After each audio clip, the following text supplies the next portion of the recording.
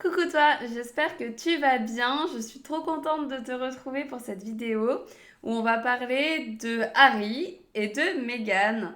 Donc Harry, prince de la famille royale britannique, et Meghan Markle, qui ont beaucoup fait parler d'eux il y a quelques années maintenant, quand ils ont décidé de rompre avec la famille royale et de partir vivre aux États-Unis en étant indépendants.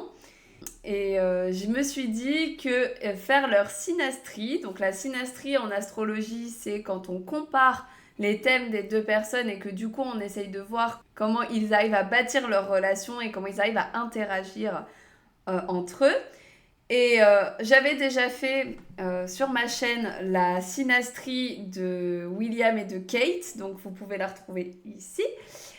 On m'a dit que ce serait intéressant de regarder aussi la synastrie de Meghan et Harry. Donc aujourd'hui, on est là pour ça, on est là pour voir un petit peu les grands domaines importants de leur thème à chacun et aussi de voir comment ils arrivent à interagir entre eux et qu'est-ce qu'ils s'apportent mutuellement. Donc on est là pour voir un petit peu la compatibilité de Meghan et de Harry. Donc j'espère que tu es prêt parce que c'est parti.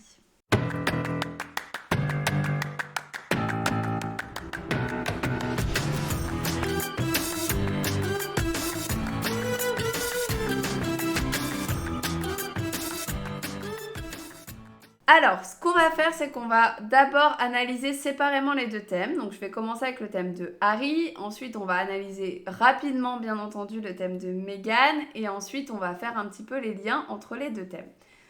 Alors, bien entendu, je ne vais faire qu'une analyse très rapide parce que sinon, c'est une vidéo qui va durer 2 heures au minimum si vraiment je rentre dans les détails.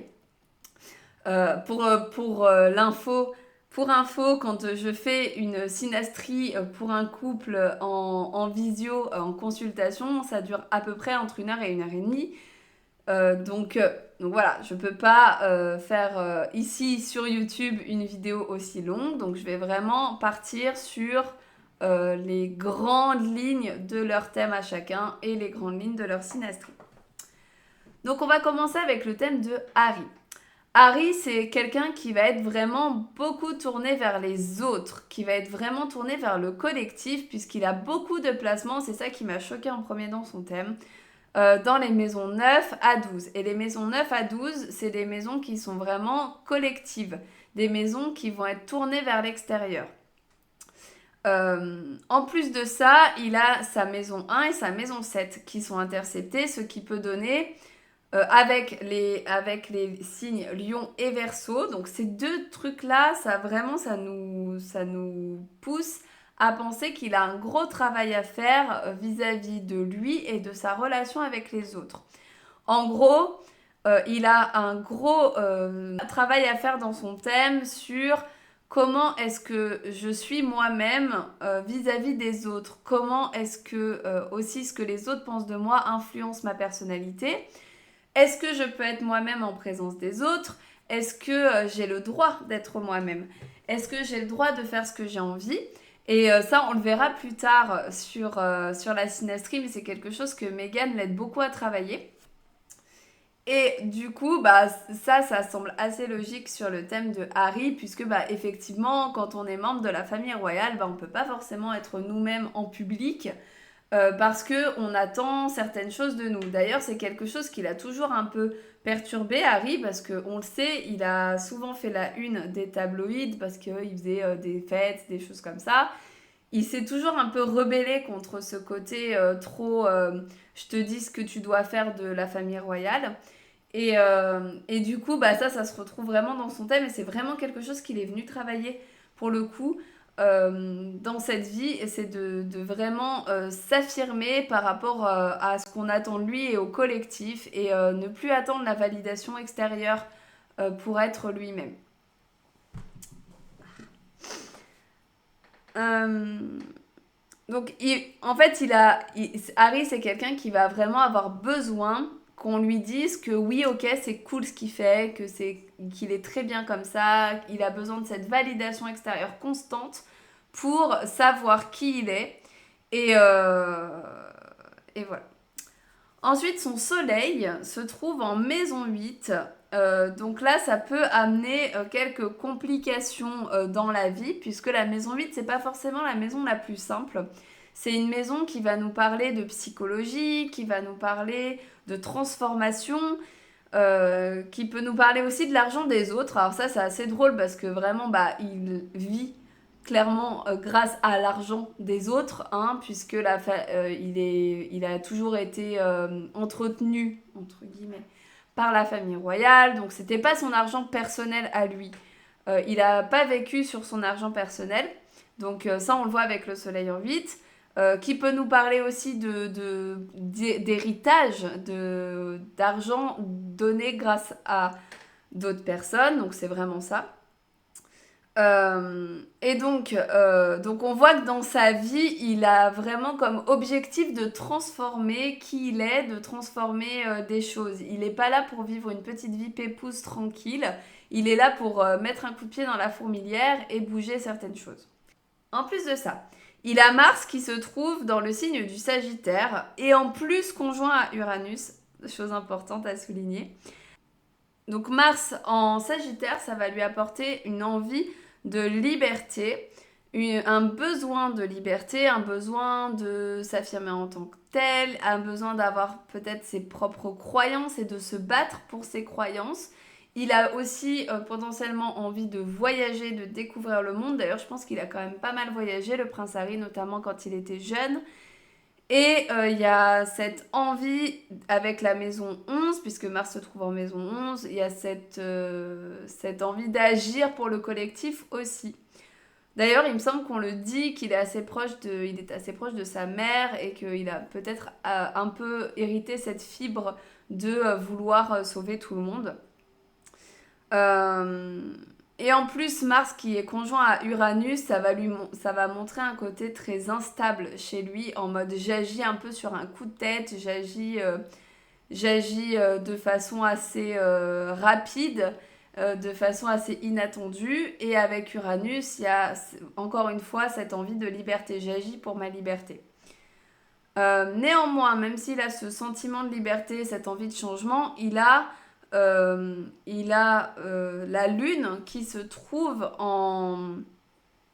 Il a sa lune qui se trouve en taureau dans sa maison 4. Donc cette lune en taureau, elle va nous montrer un vrai besoin de stabilité et un besoin d'ancrage dans son foyer et dans sa famille. Donc je pense que pour lui, ça a été quand même assez dur de devoir couper, entre guillemets, les liens avec sa famille parce que bah, il en a vraiment besoin. Donc, à part si vraiment Donc, en fait, il n'y a que le fait qu'il se soit marié avec Meghan et qu'ils aient des enfants et que du coup, il crée sa propre famille et du coup, sa propre stabilité qui fait qu'il a pu passer le pas de se détacher de sa famille. Parce que, à côté de ça, il n'aurait pas pu au niveau de ses besoins, de son besoin de sécurité, il aurait eu du mal à bouger tout seul et à laisser tomber sa famille tout seul. Parce que la famille, c'est quand même super important pour lui dans sa vie personnelle. Euh, et il y a un sentiment aussi d'avoir envie, je pense qu'il a une grosse envie aussi d'avoir une famille, mais dans un cadre plutôt caché. D'ailleurs, je trouve que c'est assez marrant parce que j'ai vu un article passer il n'y a pas longtemps qui disait que Meghan et Harry étaient partis à Disneyland pour l'anniversaire d'une de leurs filles et qu'ils y avaient réussi à aller à Disney complètement incognito. Et ça, pour moi, c'est très lune en taureau, maison 4, en mode je me planque, en mode ma vie privée reste privée, j'ai besoin que ma vie reste vraiment privée. Et du coup, je pense que c'est ça aussi qu'il a un peu poussé à couper les liens avec sa famille, à couper les liens un petit peu avec cette surexposition.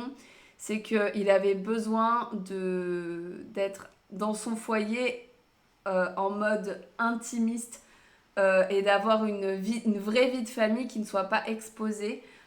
Et du coup, je pense que c'est pour ça que ça lui a fait prendre sa décision.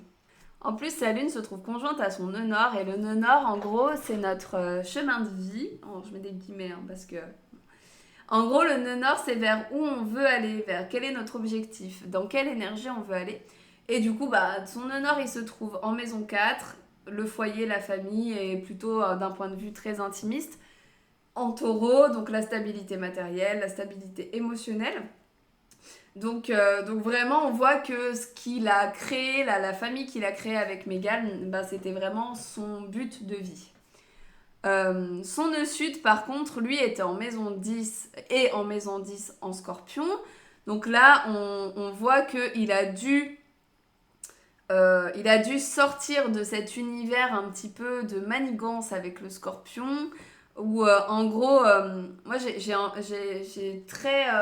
pour moi, la maison 10 en scorpion, il y a un truc un peu de je te contrôle, je te manipule, où les choses ne sont pas forcément vraies, parce que c'est la maison 10, c'est que ce qu'on met sur la place publique, c'est pas forcément la vérité. Et du coup, il avait vraiment envie de sortir de ça pour aller vers un truc plus authentique avec le taureau et plus intimiste avec la maison 4. Ensuite, Vénus qui nous parle de sa vie relationnelle est en maison 8. Donc maison 8, on l'a dit tout à l'heure avec le soleil, c'est une maison un petit peu psychologique, compliquée, où on a des blessures, des traumas. Et en balance. Alors ici, on voit vraiment que c'est la relation qui va l'aider à guérir, qui va l'aider à surmonter un petit peu les obstacles de la vie. Euh, il va vraiment avoir besoin de sa relation pour évoluer et pour pouvoir aller à son objectif de vie, donc aller à son soleil. En plus de ça, avec la Vénus en balance, ben, il va rechercher quelqu'un qui va lui apporter de l'harmonie dans son couple, mais aussi quelqu'un de beau, c'est pas mal à souligner parce qu'effectivement Meghan Markle est très jolie. Et en général, quand on a Vénus en balance, eh ben, on va être vraiment attiré par les personnes qui sont belles physiquement, dans le sens harmonieuse au niveau des traits, voilà, très, très belle en fait. Ensuite, on voit qu'il a aussi son milieu du ciel. Alors, milieu du ciel, c'est ses ambitions, c'est aussi sa vie publique, qui est conjoint à Saturne. Saturne, planète de blocage. Donc là, on voit que c'est Saturne contrôlait le milieu du ciel, donc contrôle la vie publique. Donc on sent qu'il y a un gros contrôle de qu'est-ce qu'il doit montrer en public. En plus de ça, ce qui est assez drôle, c'est que Saturne, souvent, ça représente les grands-parents. Et il y a eu toute cette histoire au moment où la reine était encore en vie. Et donc, on peut imaginer qu'il a toujours été un petit peu contrôlé dans sa vie publique par sa grand-mère, Saturne, par exemple. Et enfin, j'aimerais terminer avec Harry en parlant de son Chiron qui représente la blessure, qui se trouve dans la maison 5 en Gémeaux.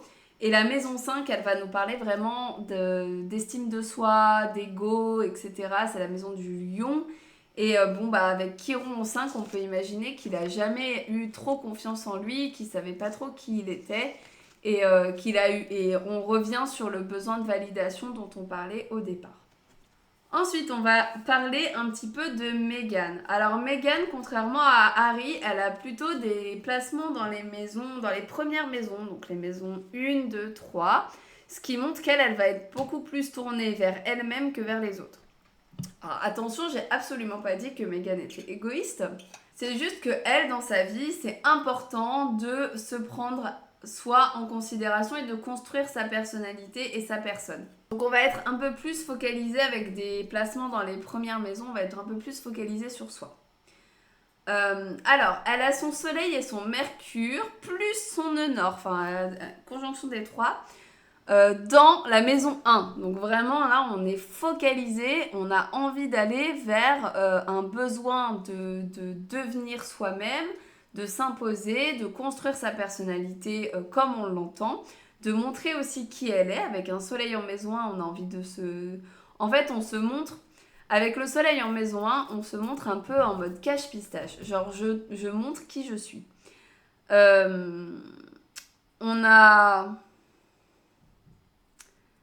On a aussi besoin de sortir du groupe, de sortir de la relation. Donc, vu que son nœud nord, son chemin de vie se trouve en maison 1, son nœud sud, d'où elle vient, comment elle était, c'est sa maison 7. Donc, en gros, pendant son enfance et pendant ses vies antérieures, si jamais vous croyez à tout ça, ce qui est mon cas, hein, mais voilà, je préfère parler de l'enfance pour le nœud sud, pour ceux qui n'y croiraient pas trop. En général, on a quand même aussi l'énergie du nœud sud pendant notre enfance. Et donc, bah, pendant son enfance, elle a peut-être été un peu trop influencée par les autres, un peu trop tournée vers les autres. Elle s'est rendue compte que ce n'était plus possible et qu'il fallait qu'elle s'impose, qu'elle soit elle-même. Et du coup, on est vraiment dans une recherche de être soi-même coûte que coûte. Mais néanmoins, néanmoins, c'est assez dur pour elle de s'imposer face aux autres et notamment face à ses proches. Parce que elle a sa lune qui est en conjonction à Jupiter et à Saturne et au fond du ciel. Le fond du ciel, c'est la famille. Et donc, du coup, on peut se dire qu'il y a un vrai besoin à la fois d'avoir une famille, mais en même temps, elle a pu vivre dans une famille plutôt contrôlante avec Jupiter, avec une plutôt contrôlante avec Saturne. Et elle a besoin dans sa famille d'avoir un guide, Jupiter. Alors après, le but est peut-être de elle-même devenir le guide de sa famille. C'est un peu, à mon avis, ce qu'elle fait avec Harry et avec ses enfants, puisque pour moi, c'est quand même elle qui a poussé Harry à changer, à déménager, etc. Donc il y a un peu ce côté prise en main de sa famille, chez Meghan, que je trouve est parlant grâce à ce Saturne-Jupiter-Lune en au fond du ciel. Donc tout ça se trouve en maison 3, donc ça va parler pas mal des proches, pas mal de l'environnement proche. Et en balance, donc on n'a quand même pas envie on n'a pas envie de casser l'harmonie qui existe entre nos proches. Mais en même temps, on a envie de prendre soi-même les rênes, donc c'est un peu compliqué pour elle, je pense. Néanmoins, elle a Pluton aussi dans cette maison qui va tout bousculer et qui va un peu lui la forcer à changer complètement les choses. Ensuite, elle a Chiron qui se trouve en maison 11, en taureau. Alors, Chiron en maison 11, bah, c'est clairement la blessure liée au groupe. Elle a envie de fuir ce qu'on lui dit de faire. Elle a besoin d'être elle-même avec tous ses placements en maison 1. Et elle a vraiment cette blessure de je suis dans un groupe et du coup je ne peux pas être moi-même, je suis obligée de faire ce qu'on me dit, je suis obligée de m'intégrer et ça me va pas. Et du coup il y a vraiment cette blessure chez Meghan et du coup on peut bien imaginer que de faire partie de la famille royale britannique quand on a ce genre de blessure et qu'on ne supporte pas euh, le fait de pas être soi-même en société ou en public, bah, c'est un petit peu compliqué. Donc clairement, elle a, elle a potentiellement été attirée vers cette famille-là pour vraiment régler des choses. Enfin, j'aimerais dire qu'elle est ascendant cancer. C'est assez intéressant de voir qu'elle est quand même avec toute cette volonté de s'imposer, elle a quand même un caractère plutôt doux. Elle est très protectrice envers ses proches, envers sa famille. Et du coup, elle a besoin de créer une famille, créer du lien avec les autres. Donc pour ça, elle se rapproche pas mal d'Harry qui a sa lune en maison 4. Et enfin, dernière petite anecdote que je trouvais drôle, c'est que son Mercure, donc Mercure c'est la communication, c'est la façon dont on parle aux autres, dont on communique avec les autres, et son Mercure est en Lion, et le Lion c'est le signe du théâtre. Et du coup, bah, Mercure en Lion, on communique en jouant et elle est actrice. Donc ça, je trouve ça assez drôle. Il doit y avoir pas mal de Mercure en Lion chez les acteurs, notamment les acteurs de théâtre, mais aussi potentiellement les acteurs de séries, de films. Alors voilà pour cette analyse rapide des thèmes de Harry et de Meghan. Et donc maintenant, je vais aller me focaliser sur les liens qu'il y a entre leurs deux thèmes et donc la synastrie. Donc en gros, la Vénus de Harry, ce que j'ai remarqué en premier, c'est que la Vénus de Harry se trouve sur le fond du ciel de Meghan. Donc là, on voit que tous les deux, ils étaient amenés à créer une famille et à être leur propre chef de famille avec la conjonction des trois planètes au fond du ciel de Meghan. Il y a vraiment ce côté, Harry va lui apporter la possibilité de se créer une vraie famille et elle, du coup, elle va prendre en charge cette famille, tirer un petit peu les rênes pour être le chef de sa nouvelle famille.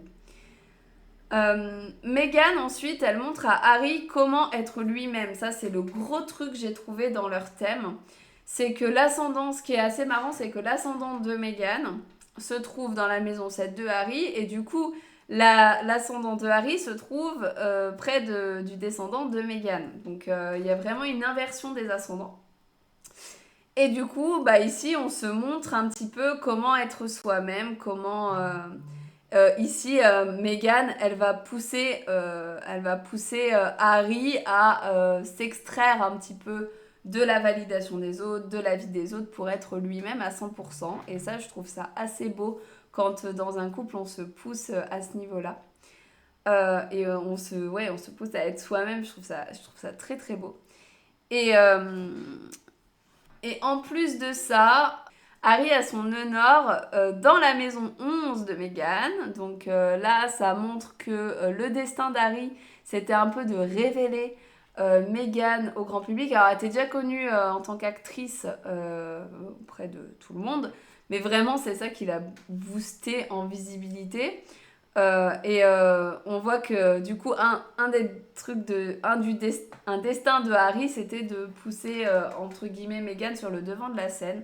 Et du coup, bah, l'a pousser aussi à guérir son Chiron. Donc pareil, ils sont vraiment en train de se faire évoluer tous les deux. Je trouve ça très très sympa. Le Mars de Meghan se trouve sur le descendant de Harry. Donc on voit que c'est elle clairement qui mène le couple. Alors pour le coup, c'est elle qui porte la culotte, je pense. C'est elle qui prend les décisions, qui agit au niveau de leur couple, je pense. Après, encore une fois, c'est une des interprétations possibles, mais voilà. En tout cas, si son Mars est dessus, lui est sur son ascendant, ça peut montrer que de base, Harry avait quand même besoin d'une femme forte, d'une femme énergique, et Meghan représente ce genre de femme. Ensuite, la Junon. Donc Junon, c'est un astéroïde qui va nous parler du mariage, qui va nous parler de la stabilité, de la fidélité. Et elle se trouve sur le Pluton de Harry. Donc là, encore une fois, on voit que c'est un mariage qui aide beaucoup à guérir, à transformer des choses, à vraiment évoluer. Et en plus de ça, à changer de point de vue avec la maison 9. La maison 9, c'est tout ce qui est quête de sens et aussi notre vision de la vie. Et donc là, on voit que Meghan, elle aide Harry à changer un peu sa vision des choses, à changer un petit peu de paradigme. Ensuite, la lune de Harry est sur le Chiron de Meghan. Donc là, ça réactive clairement sa blessure du groupe. Elle a dû régler sa peur d'être jugée, d'être exposée avec sa relation avec Harry. Et en même temps, il va l'amener avec sa lune à être dans un environnement un peu plus stable, à créer sa famille avec lui. Et du coup, bah, son Chiron a pu être aussi réglé comme ça, en étant exposé, mais en même temps en ayant une certaine stabilité familiale avec Harry. Donc elle a eu la force d'être jugée grâce à Harry et à la famille qu'elle a créée avec lui. Ensuite, leur Vénus et leur Mercure sont conjoints. Donc ça, c'est toute petite c'est une toute petite chose que je voulais vous dire parce que Mercure, Vénus conjoint, bah, c'est marrant parce qu'ils ont du coup une bonne communication, ils se comprennent assez bien, ils ont une communication assez fluide. Ensuite, alors, j'avais noté que le Jupiter de Harry se trouve en carré au Saturne-Lune Jupiter de Meghan. Donc ça vient grossir, ça vient réactiver cette conjonction qui se trouve en maison 12 pour Harry. Donc ça peut parler de l'isolement qui a eu lieu lors de... qui a eu lieu lorsqu'ils ont coupé les liens avec la famille royale. Mais aussi, ça peut parler d'une fin de cycle. Il avait besoin de couper ça à ce moment-là. Donc, il y a vraiment ce truc de je crée ma propre famille. Dans cette synastrie, il y a vraiment ce truc-là de je transforme les choses, je crée ma propre famille, je m'isole, je pars loin. On le voit vraiment dans leur synastrie. Et enfin, le Saturne, donc la planète Saturne de Harry, se trouve dans sa maison 9 et il est en carré au soleil de Meghan qui se trouve en 1. Donc on peut se dire que la notoriété d'Harry a empêché, entre guillemets, Meghan d'être elle-même. Ça l'a vraiment bousculée au niveau de sa construction perso. Elle pouvait plus agir comme elle l'entendait et ça montre que ça a vraiment peut-être créé des tensions, notamment au début. Je pense que maintenant c'est à peu près réglé, mais c'est vraiment un aspect qui a pu poser de grosses tensions au départ parce que bah la vie publique d'Harry empêchait clairement à Meghan de se comporter comme elle l'entendait. Et enfin, donc bon voilà pour la synastrie. Alors bien sûr, bien entendu, il y aurait vraiment plein de choses à dire, d'autres choses différentes. Mais bon, je me suis dit qu'il fallait aussi que la vidéo soit assez courte. Là, j'ai vu qu'on était à plus de 25 minutes, donc on est déjà pas mal, hein. Mais, du coup, on calme un peu le jeu. Mais j'aimerais juste dire quelque chose qui était assez marrant. C'est qu'ils ont décidé tous les deux de partir aux États-Unis fin 2019. Et du coup, j'ai regardé un petit peu les transits, les planètes qui bougent dans le ciel. Du coup, les transits, c'est quand les planètes se déplacent dans le ciel et viennent réactiver des parties de notre thème qui lui reste fixe, hein, c'est notre thème de naissance, il ne bouge pas. Mais du coup, les planètes qui tournent autour viennent réactiver certaines choses. Et du coup, fin 2019, eh ben, il y avait plein de planètes qui étaient dans la maison 7 de Meghan et dans la maison 1 de Harry. Et du coup, bah, en fait, ça a poussé Harry à être lui-même, à prendre ses propres décisions et à partir, en fait. Et ça, je trouve ça incroyable. Ça m'a vraiment juste fait rire. Donc voilà pour cette petite analyse de synastrie de Meghan et Harry. N'hésite pas à me dire si ça t'a plu, si ça t'a intéressé. Et n'hésite pas aussi à me dire si tu aimerais voir d'autres stars. Alors, soit des synastries comme je viens de le faire, en mode j'analyse deux thèmes ensemble pour voir un petit peu pour un couple comment ça se passe, ou pour deux amis. D'ailleurs, je l'ai fait aussi pour Trump et Elon Musk. Donc ça, c'était intéressant à analyser aussi. Et du coup, bah, si tu as d'autres idées de couple ou d'amis, bah, n'hésite pas à me le dire en commentaire. Mais si tu as envie aussi que j'analyse d'autres thèmes de célébrité, cette fois juste tout seul, juste le thème de la célébrité, n'hésite pas à me mettre aussi des suggestions en commentaire et je prendrai en considération tout ce que vous m'enverrez. J'espère que cette vidéo t'a plu et t'a intéressé. Je te retrouve bientôt pour de nouvelles vidéos sur ma chaîne. D'ici là, porte-toi bien et à bientôt.